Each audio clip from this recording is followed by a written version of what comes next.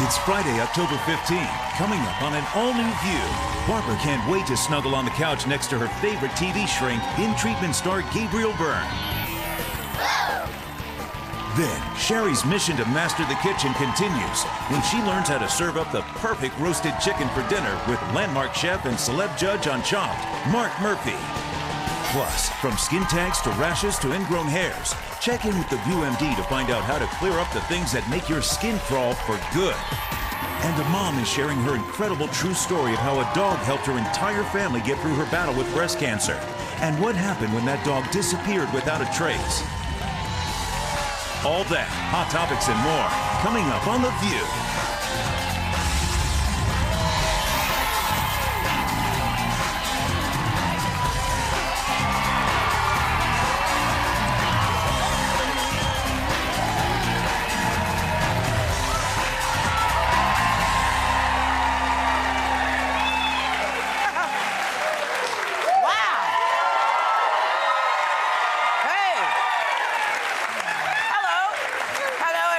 To The View. Let's get right started because this is fun. Joan Collins told Hello Magazine she thinks Angelina is pretty much the only beautiful actress working today. And goes on to say that Jennifer Aniston's cute, but she's, quote, no Ava Gardner or Lana Turner. Okay. Oh, Yeah. Thank you, Joan, for these words of wisdom. But, you know, things have changed, obviously. First of all, Jennifer Aniston is the girl next door. Right. They didn't used to have the girl next door. Yes, they they were did. not in this, well, maybe June Allison. Yeah. But today, everybody is much more what they really are. You can go out in jeans and sweatpants and a T-shirt. You wouldn't be doing that. Even, case in point, everybody had different names, right? Lana Turner was Julia Jean Mildred Frances Turner. Joan Crawford was Lucille Fay LeSueur.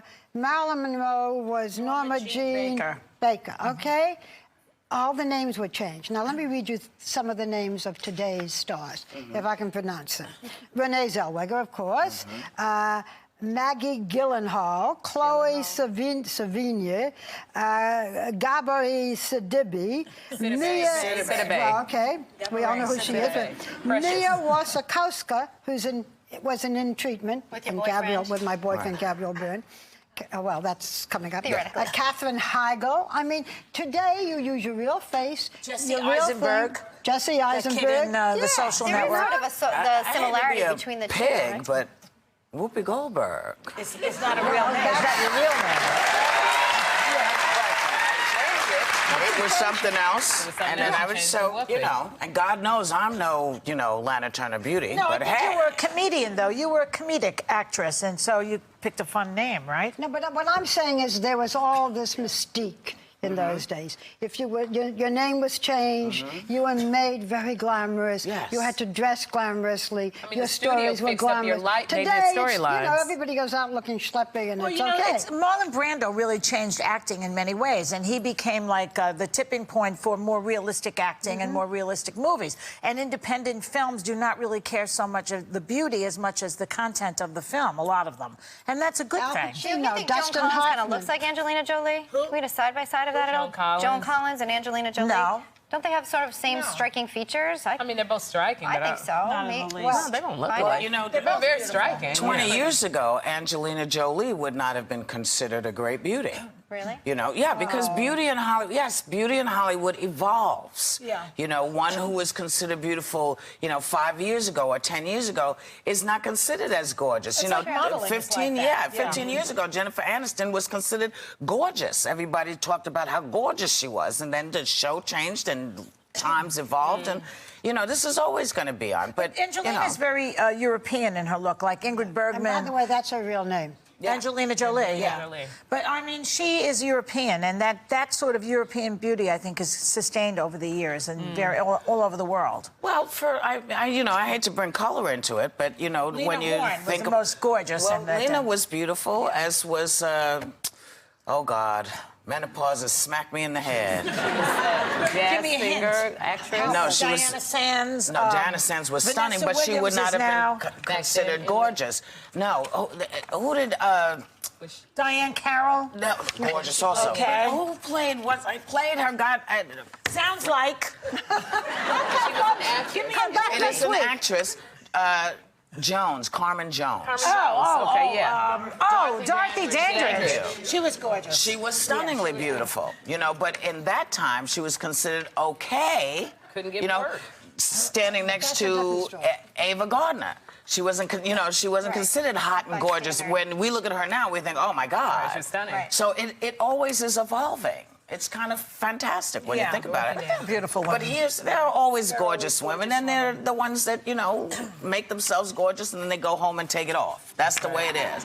Rapper Eminem told Anderson Cooper that although his lyrics contain plenty of profanity, he will not curse at home in front of his 3 daughters, who are 17, 5, and 8. Oh, thank you. Just export your profanity and your nonsense to the world. I would have to say this. I would have to say this about Eminem. He does have clean versions of his songs. Most you can rappers stand do. the warning, beautiful. My name is Slim Shady. Do come in clean versions because you talk about this all the time about being on the parents to monitor what their kids listen to. Hip hop originally wasn't made for kids. It was made for the adults. Kids fell in love with it. I mean, we can't lie. It's being marketed to kids every single day. But it always has been. When Prince was out, Prince was not made for kids. Sure. It was. I fell in love with controversy. Right. I think parents should be responsible. It gets a little bit more difficult with mobile devices, et cetera, to actually monitor what your kids are indeed listening to. But I think, the main question here, too, is his daughters eventually are going to find out that that's how he does speak. And I wonder what that conversation will go like. Will they feel betrayed? There's a lot of things that adults do that they don't do in front of their kids. They do it in front of other adults. Right. But why should our children be subjected to his obscenities when his children are not? Why are your children subjected to it? Here's it, if you have little kids who are 7, 8, and 9, and they're listening to Eminem and you don't know it, there's something off. Well, I mean, I did that. I had to do that with Jeffrey when I let him listen to "Blame It on the Alcohol." I didn't know there was a clean version and "Boom Boom Pow." Remember, I said it had curse words. I found the clean version and downloaded that. So it's like you got to work and be in there and we're monitoring. talking about, and the reason we brought is the hypocrisy. His children are not 7 and 9. I think they're 17, 15, and 9. Whatever. Yes. And they probably heard it. And what you just said, you're not always the same, let's say, on cameras up. But this is one of his lyrics. Bitch, I'm going to kill you. You don't want to with me. My words like a dagger with a jagged edge. I said that to Joy yesterday.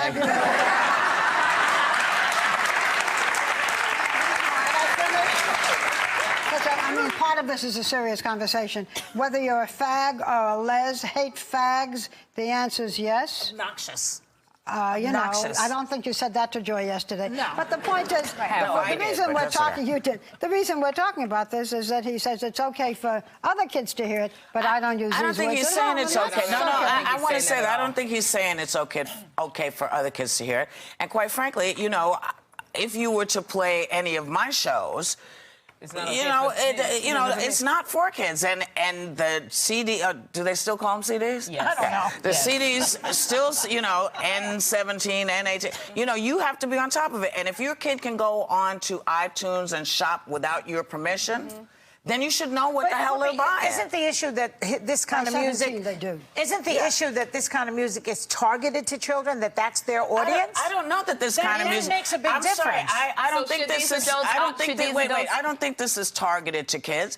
I think when you watch MTV, if your children are watching MTV, you know what's on there. I don't think anyone is selling Eminem to children. And the fact that he doesn't do it around his daughters, I think is kind of commendable, because we always think that's really a good thing. Don't you think also that you can control your kids and what they watch to some extent, but then they go to school, their friends are watching it. They say, hey, did you hear this? And so you think you're walking around with kids, so you're saying that they go to school and they're going to hear about it. So pretty much, but then really, what does it matter whether they hear it then from you? Because they're going to hear it anyway, is what you're saying. Now make Disney-friendly music. I love Darling Nikki by Prince. It was not a song I should have been listening to. I found it when my mom found it. She took it away. But should they now start making songs geared to these adults, to kids? Kids love a song with the beat, they market it to, even though you say they market it to kids, so is now every artist supposed to make it for kids? I'm not suggesting that. I also think they're artists and there's freedom of expression that they're using, and it is a free market in which you purchase or not purchase, and I think it is up to the parents to get it. Remember that my book, Shih Tzu Cockapoo, could be targeted to children. That book about my dog, it's called Shih Tzu Cockapoo. The one that's in bookstores now? It's on Amazon now. But it's targeted to children. You know, years ago, Tipper Gore, remember? Yes, Tipper tried to Gore clean it, that's right. tried to, you know, with her heart in the right place, tried to clean up this kind of music. It's very hard to do. Well, you she know, became a scold, too, about it. Well, I'm just giving the point that there are people who do, that the kinds of things that I just read from Eminem are really, I think, disgusting. If he doesn't talk about it at home, more power to him. But you can't start censoring. And you go. These. Okay. No censorship. And always, you know, as we always say, you know, pay attention to what your kids are doing. Yes. You got to pay attention. It takes a lot of work, but hey, you know, that's what parenting is. It's a lot of damn work. You know. We'll be right back. I do. We are coming back with the world's best therapist, Gabriel Byrne.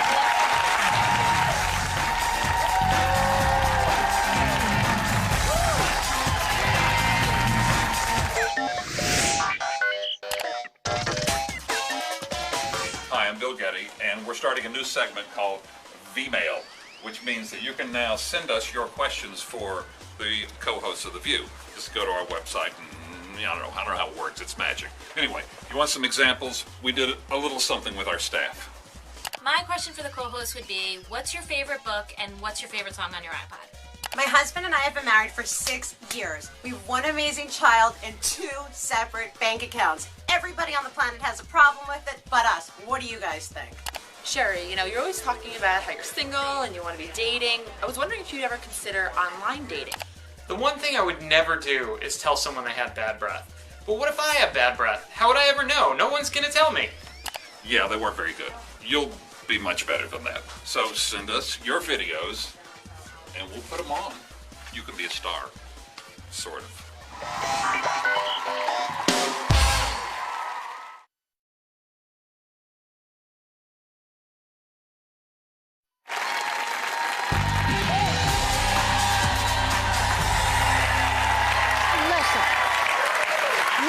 Have been teasing me for years about my crush, okay? Yes. Because there is no one on television I want to get on our couch more. I don't usually gush like that. Then Gabriel Byrne, who is back for the 3rd season as psychotherapist Paul Weston. The 3rd season of In Treatment, where the therapist is doing some venting of his own. Take a look, and then he'll be out here. You seem distressed. Well, of course I'm distressed. I haven't slept all week. My wife's divorced me. I'm alienated from my kids who live with her and this man that she's going to marry. And I now realize I've got a disease which is going to confine me to a chair, trapped, paralyzed, 5 years or so, and probably kill me within 10. I think I have a right to be distressed. I think I have a right to maybe have sleep problems, don't you think? Of course you have a right. I could help him. Please welcome back Gabriel Byrne.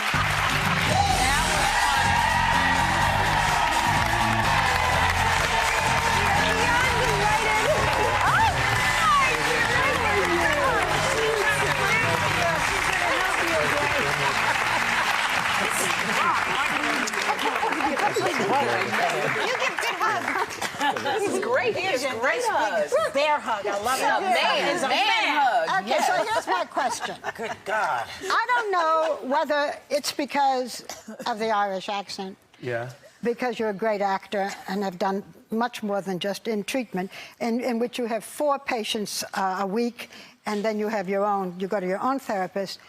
I think what I really want is to have you as a therapist. Can I make an appointment?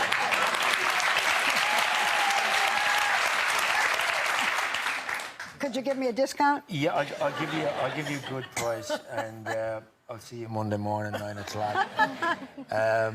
Don't people that come now and talk to you as a therapist now that you've been doing this for 2 seasons? They do, but people get a little bit confused. So I met somebody the other day who thought I was that guy who intervenes with celebrities who are having breakdowns. Dr. Drew Pinsky. Him, yeah. And some people think I'm a real therapist, and then I have to say to them, you know, really, I'm just I'm a fake guy pretending to be a therapist. And then real therapists come up to me and talk to me about their problems. And I actually don't know the answer to anybody's problems. And I don't even know the answer to mine, so I don't know how I could help them, to tell you the truth. Is it true? You never watch yourself on the show? Have you never seen In Treatment? Is that true? No, I just don't like to watch myself. I don't know if you've ever opened an album or seen a video of yourself. I hear the voice. Or your voice, and you go, Yeah. Well, that's kind of the way I feel. And it's done, it's finished. There's no way you can correct it. Right. There's nothing you can do to improve it. It was in the moment, so you have to just let it go. There's one actress that I know, and I wish I had her confidence, and we sat through a screening of a film, and at the end of it, she slapped me on the thigh and she said, "Can I act or what?" She said that? That's what she said.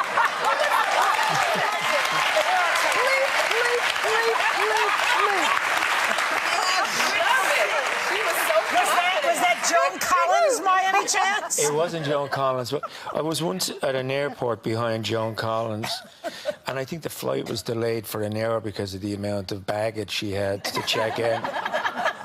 I'll never forget that, but she's actually very beautiful and you know, in real life, Joan Collins. Who was the actress who thought she was so good? I can't tell. Oh, you won't tell us? It was within the context of, you know, isn't that what therapists say?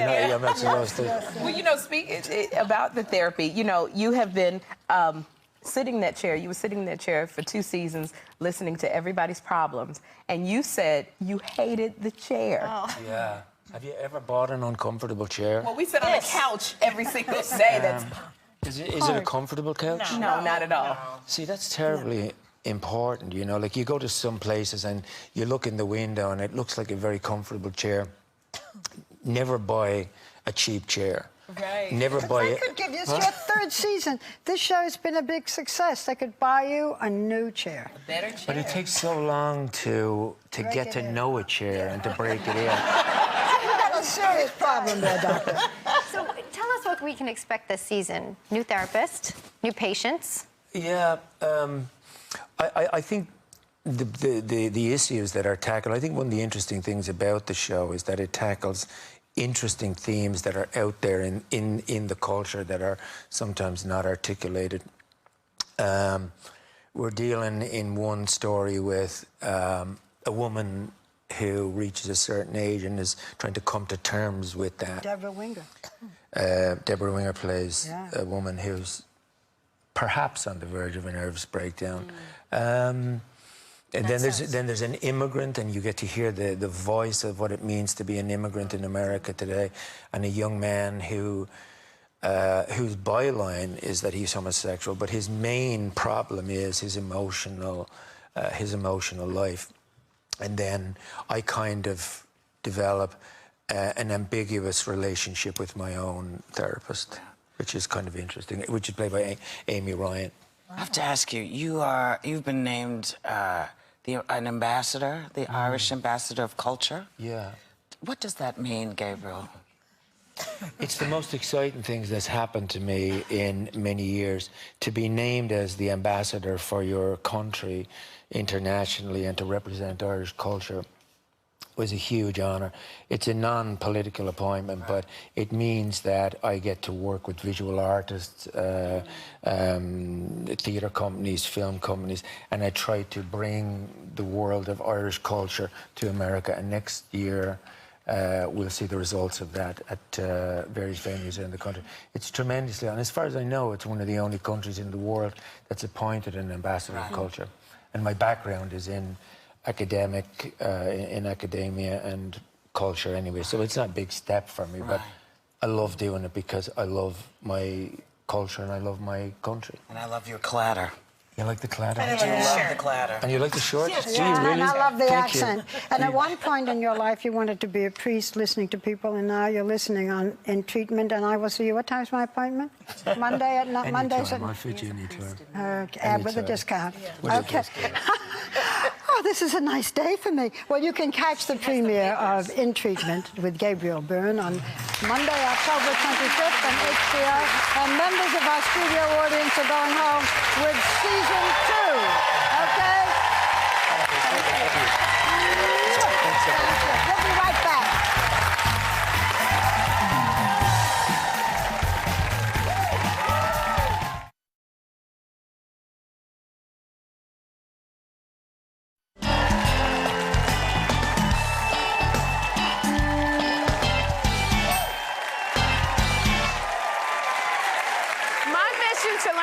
cook is going great. I started on breakfast and lunch, and today it's dinner time, and I'm taking on a classic, roast chicken. So here to show me how it's done is renowned New York restaurateur and judge on Food Network's Chopped, Chef Marc Murphy. How are you, Marc? How are you?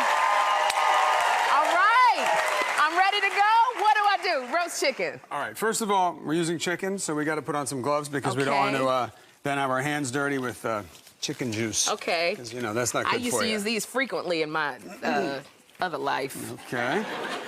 Okay. That's not part of this show, right? No, it's not part of the show, but it's something nasty. Okay. All right, let's go. Okay, first of all, you got to get the stuff out on the inside because you don't want to cook it with the bag inside. First, you got the neck and the heart and the liver. Will you get it out? Just pull it right out. Oh, right in his. And you just put it right. You know what? You can use that stuff, but that's for advanced cooking. That might be in a couple classes. I cooked a turkey one time. I kept it inside. I thought it was a bag of spices. Put it in the garbage. Put it in the garbage. We can just throw that out. For beginners, we just throw it out. Okay, we'll throw it out. All right, now come over here. We got to cut up an onion and a. We got to cut up an onion. What is this thing called? A lemon. Oh, this is lemon. Okay. Just cut the lemon. Like that. Cut it. You just need 2 pieces of lemon. Just need 2 pieces. And now okay. The onion, you don't have to peel it when you're putting it inside because it's just for flavor. The onion makes you cry, though. Yeah, but you're just cutting this in 4s. Just take 1/4 of it. That's all you need. You know, that's what they say about your behind is your onion. It makes you cry. I didn't know that. I'm learning all sorts of things. That's just what I'm telling you. And then we have some garlic that's peeled. No, leave it like that. Oh, leave it like this. Okay. Now, all right, let's open the chicken up. Stand her up like that. Delicately grab some salt and pepper. Where's this? Oh, right this here. is salt and pepper? Yeah, I always make a salt and pepper mix. It's a little easier because then you don't have to get the pepper grinder out. Hello in there. Okay. All right, now let's throw some garlic in there. Put some garlic in there. Okay, there you go. Okay. Piece of lemon. Oh, piece of lemon. Put the whole lemon in there? Put the half of, no, just a bit there, because you got to fit the onion. You put an onion. Wow, this can take a lot up in here. And then, just for good measure, a little bit of time. Here you go. Take a little bit of time there. Okay, a little bit of time. Stick the time in there. All right, okay. Oh, my gosh. How's that doing? Oh, we got a little liver jumping. Look at that. Okay, right, so now close it up. we got to tie it together so the breast meat doesn't dry out while it's cooking, or else the leg's going to be out here. It's going to be really dry. Okay, so sitting I have in to the oven. So tie it up. Yeah, you got to do it. You do a figure 8. You ready? Okay. Yeah. All right. All right. Like that? Like this. Okay, go around the leg that way. Go around the leg this way. Around the leg that way. Around the leg this way. And do it like... Switch it. Switch it. Uh-oh. There we go. Okay, push it in. And tie her up. Right, and flip. And got a couple carrots here, right? You cut these things now, off? Hold on a second. Hold on a second. Okay. Your knife. Hold on. What do I do? One finger here. One finger here. One finger here. One finger here. And grab it like that. Oh, not like that? No, not like that. Sorry, grab it like that. There's a medic in the house. Okay. We're going to have to, okay, perfect. Now like just this. Cut it into pieces. All right. Into pieces. And you know what? These are beautiful baby carrots. You could get something at the farmer's market, some, whatever you want, some root vegetables, put them on the bottom. Now you're going to cut up a potato. A potato. Or a couple potatoes. Okay. Throw your potatoes on there. Throw my potatoes on there. I'm going to do 2 of them. What do you think? Watch yourself. Okay. Watch what you're doing. No, it's okay. My finger's laying right there. I'll get it when I'm done. Like I'm going to be able to give you cooking classes again if you cut yourself. That's not going to work. Okay, wait a minute. All right, celery. Cut up. What is this? This is celery. Celery. Cut this one. Like this. You know what? We got a little extra garlic here. Let's throw some garlic in there. Throw some garlic on there. Some more stuff on there. That looks really good. Now a little salt and pepper on top of that. A little salt and pepper on top of this. A little dried thyme. A little dried thyme. Then we're going to pick up our chicken. You know, you can pick up your chicken just by... There you go. Whoop. With put a it knife, right on you there. pick it up like this and put it up on top of my... You can cook this on top of veggies. Mm-hmm. Okay. Well, that's the thing. Is your vegetables are going to be... You're going to serve your vegetables with. Take your olive oil and give it a little bit of love there. A little olive oil love. Give it a little bit of love. Look at that. That's enough olive oil. Oh, it's enough? Oh, sorry. Okay. All right. That's good. Woohoo! All right, so you cook it for how long? We're going to throw them in the oven. Beautiful. Throw them in the oven. Here's our oven right here. Now, might be a little hot. Okay. All right. Look at that. Look at that. Oh, my gosh. All right. You did a great job. Thank you. Now, cut the string right here. Here, look. Can I taste a piece? Wait, you gotta take the skin, I gotta take the rope off? Yep, gotta come out like that. Whenever I used rope before, I didn't have to take it off of them. Well. You'll get that later. All right, then. Come right down, you get the thigh. Oh my God, it's so juicy. Hold on. Look at that. Hold on, we'll get the leg off right there. So can I have some of the, so you just cut it all up like that? Yeah, well. And then we put some of the vegetables on here? Oh, that looks so good. So that onion and stuff is still in there, cooked inside? But what it is, it gave a lot of flavor to the meat of the chicken. Oh. There you go. Cut that in half. And then you got your vegetables there. Can I put some of the, can I take some of the vegetables? Can I take the vegetable over here?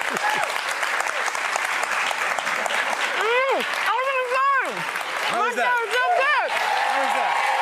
Our thanks to Marc Murphy. If you guys are in New York, please go to his restaurant, Landmark in Ditch Plains. We will be right back.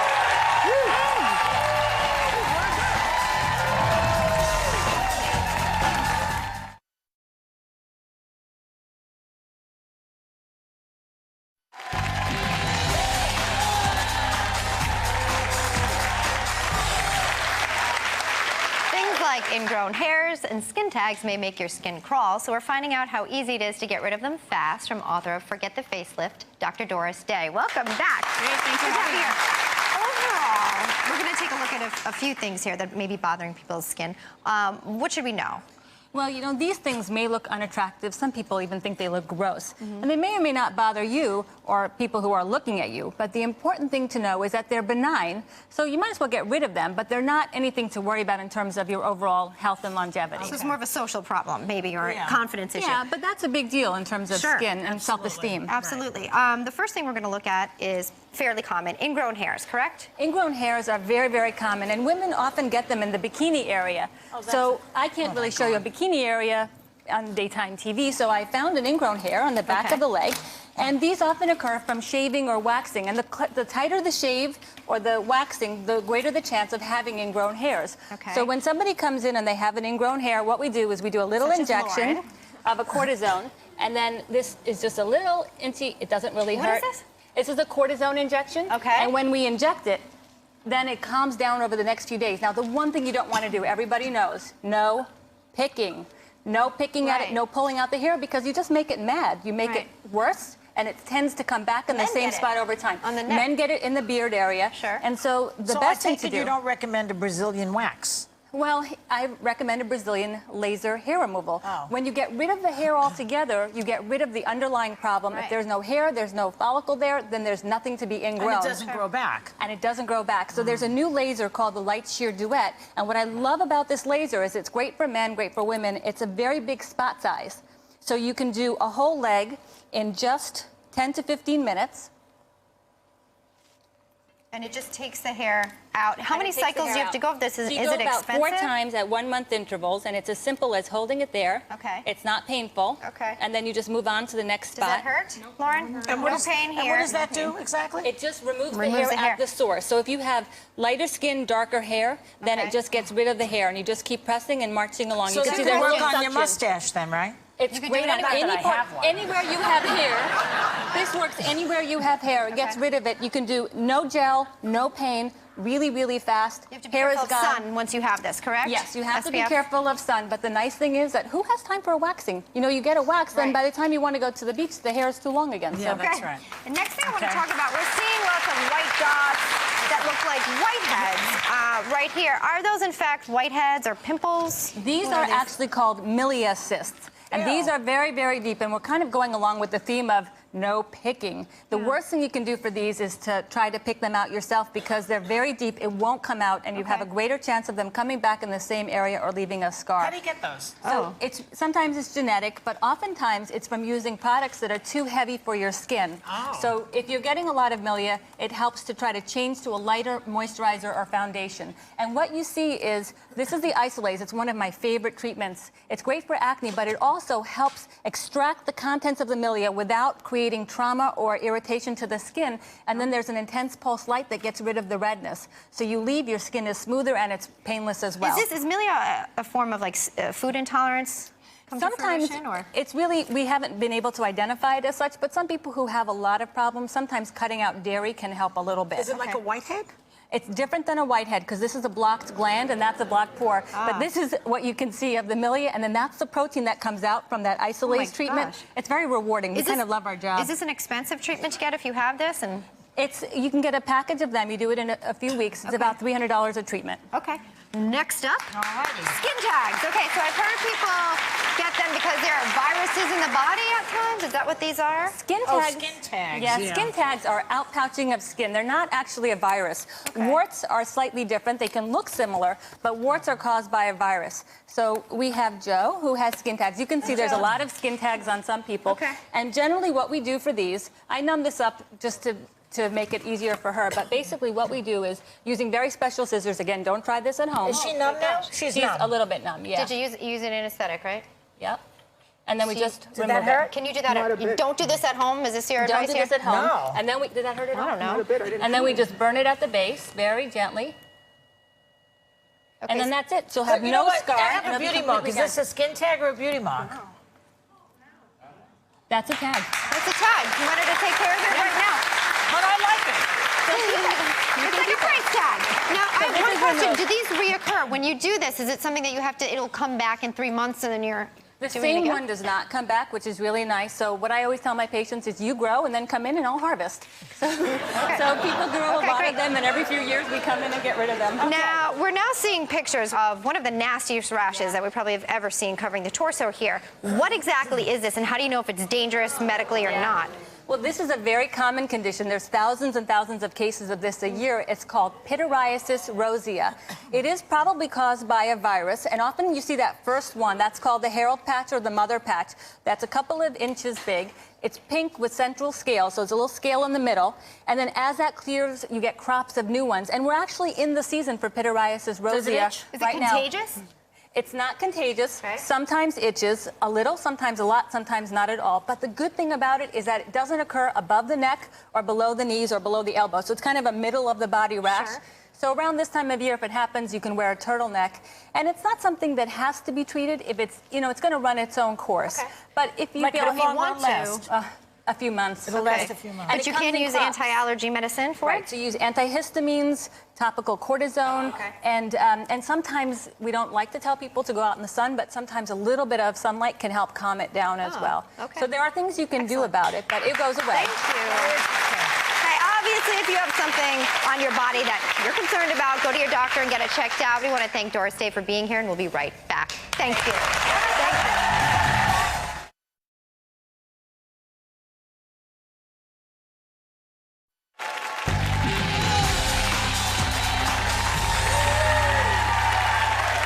Senior editor for the New York Times, Janet Elder, has written a charming new book about an adorable dog named Huck. It's the true story of how a dog helped her family get through her battle with breast cancer, and how after that dog got lost, an entire town went on a mission to bring him back home, and it changed everybody. Please welcome Janet Elder.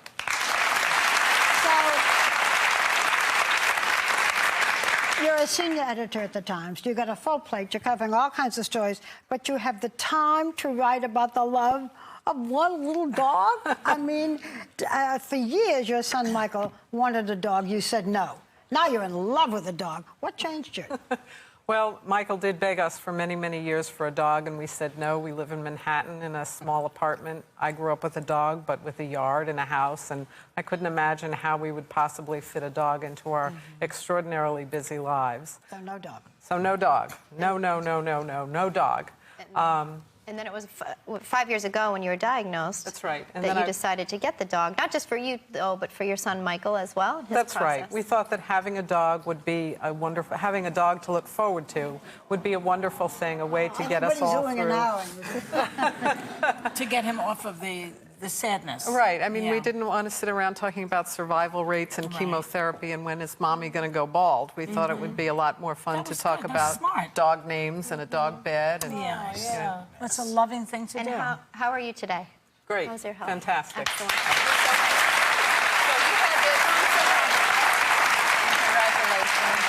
So you had this very tough year with your battle with breast cancer.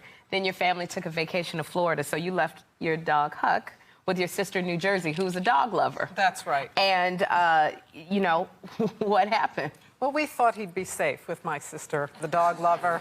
But it seems that he managed to slip through the place in the fence where the fence meets the gate. And we got the phone call that every dog owner dreads, that Huck had run away. Well, then a good part of the book, and it is something when they read it, that united and that brought out all kinds of different qualities in the different people who saw the dog, thought they saw the dog, didn't see the dog. And you said that it was like a political career, you know, searching for little Huck. It was like a political campaign. My husband was out every single morning greeting people as they went to work, asking them if they had seen the dog. Yeah, we posted reward signs all over town, all of the businesses. Everybody saw Huck, and then he ran away. This was an adventurous little dog. He was. Yeah. He's a toy poodle, and toy poodles are very skittish breeds. So then what happened? So you posted signs. What happened then? So we posted signs, and the people in this little town in New Jersey turned out to help us. I mean, they were absolute strangers to us, and they dropped their everyday activities and started helping us search the woods and the foothills of the mountains looking for our little 8-pound dog. And they found? Well, we're going to show you. Okay. Okay? Yeah. Should we show you whether or not Huck came back? Is Huck around anywhere?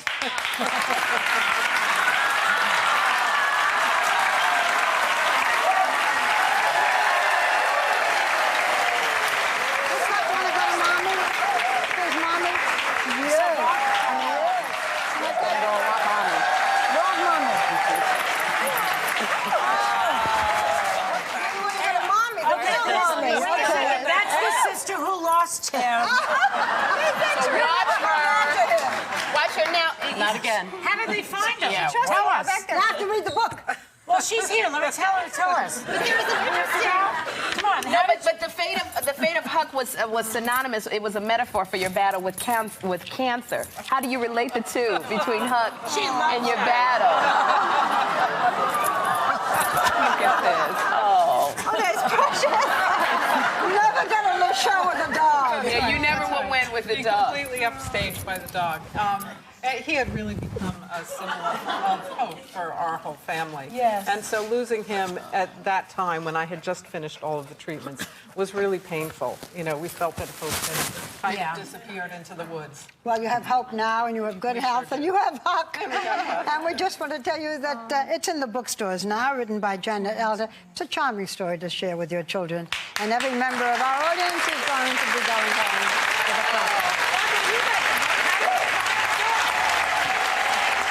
They just finally did.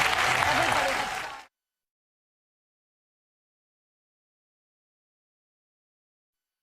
If any one of you gets lost, I will send a town out for you, too. Have a great day. Take a little time to enjoy the view.